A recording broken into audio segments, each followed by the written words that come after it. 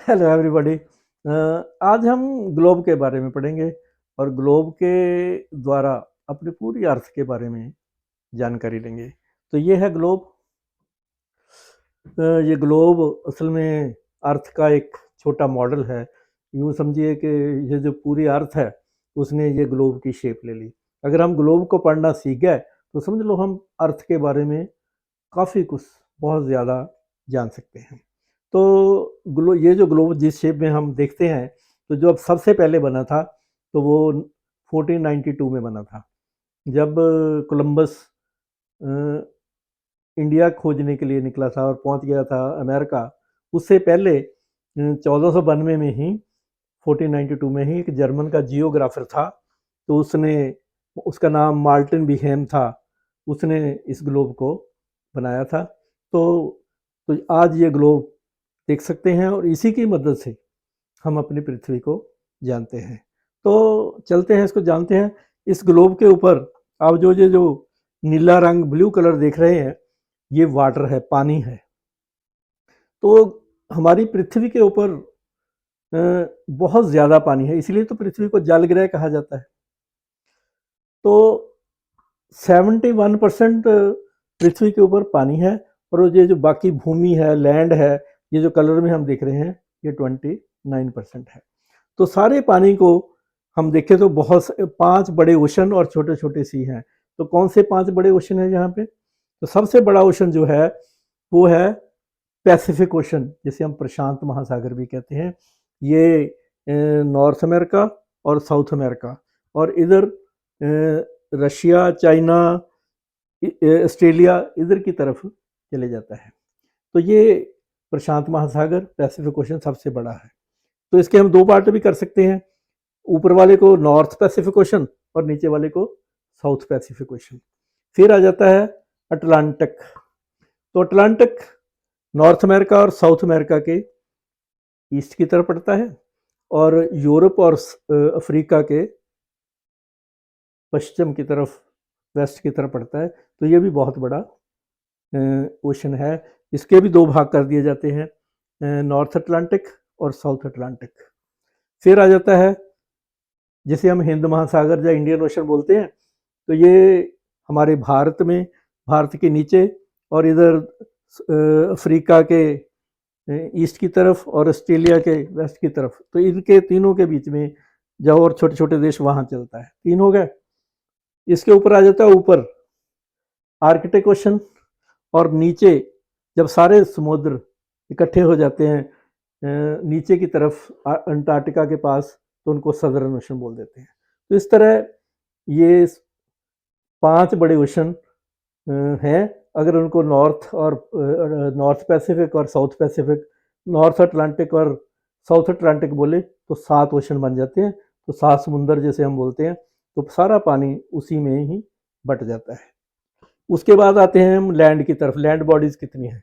उसके पहले सबसे पहले इन्होंने 7 कॉन्टिनेंट बना दिए, ठीक है।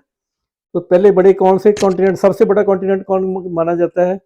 ये है हमारा इंडिया, चाइना समेत ये जो बड़ा एशिया, एशिया का ओशन है। आबादी भी सबसे ज़्यादा यहीं पर है और इसमें आ जाता है इंडिया, आ जाता है चाइना, आ जाता है रशिया का भाग, आ जाता है जापान, आ जाता है। फिर आ जाता है यूरोप। तो यूरोप देश तो बहुत है, छोटे छोटे हैं चाहे, तो ये बड़ा बेस्ट कॉन्टिनेंट माना जाता है, रिच कॉन्टिनेंट, एडवांस रिच माना जाता है। इसमें इंग्लैंड, जर्मनी, फ्रांस, हॉलैंड ऐसे देश आ जाते हैं। फिर नीचे आ जाता है अफ्रीका। तो ये भी काफ़ी बड़ा है। अफ्रीका में आ जाते हैं फिर south Africa, Egypt, Sudan, Nigeria, just like ऐसे देश आते हैं। उसके बाद उत्तरी अमेरिका। उत्तरी अमेरिका में कनाडा, यूएसए, मेक्सिको। फिर आ जाता है साउथ, ये वाला नीचे की तरफ, साउथ अमेरिका। ब्राज़ील आ जाता है, इसमें कोलंबिया आ जाता है, अर्जेंटीना आ जाता है, चिली आ जाता है। तो ये 5। तो छठा है ये ऑस्ट्रेलिया। ऑस्ट्रेलिया के इर्द गिर्द छोटे छोटे टापू में देश हैं, 10-12 इसमें एंटर हैं। तो इसको ऑस्ट्रेलिया कॉन्टिनेंट भी बोल देते हैं, इसको ओशिनिया भी कई बोलते हैं, ओशिनिया कॉन्टिनेंट भी बोल देते हैं।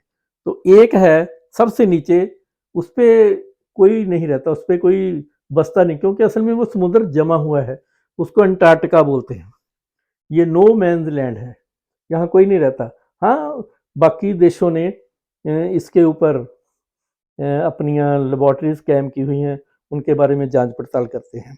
तो अब हम ऐसे करते हैं कि इसको हम खोल के नक्शे की तरह यूँ समझिए कि हमने इसको यहाँ से खोला और यहाँ पे चिपका दिया।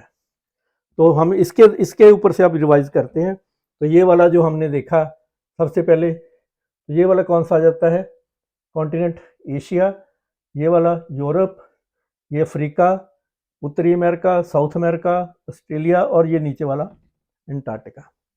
तो इसी तरह ओशन, पैसिफिक ओशन एक इधर भी है इधर भी है, वो क्या है, ऐसे पीछे से हमने खोला ना, तो इसलिए दोनों तरफ है एक ही, पैसिफिक ओशन ये वाला और ये वाला, फिर अटलांटिक ओशन, ये आर्कटिक ओशन, और ये इंडियन ओशन, और फिर नीचे सदर्न ओशन, जहाँ पे सारे सी जो है ओशन का पानी इकट्ठा हो जाता है नीचे की तरफ, तो उसको सदर्न ओशन बोल दिया जाता है। इसके अलावा क्या है, इसके बिना ग्लोब के ऊपर इसको पढ़ने के लिए मेन काम तो पहले ये किया गया है कि इसके सेंटर में एक लाइन मारी गई है, ये वाली आप ब्लैक ब्लैक ये देख रहे हैं, इसको हम भूमध्य रेखा बोलते हैं, इक्वेटर बोलते हैं। तो इसी से ही पृथ्वी के दो भाग कर दिए गए, एक नॉर्दर्न और नीचे वाला सदर्न। तो इसके बिना भी इसके पैरेलल लाइनें मारी गई हैं, उनको लैटिट्यूड बोलते हैं।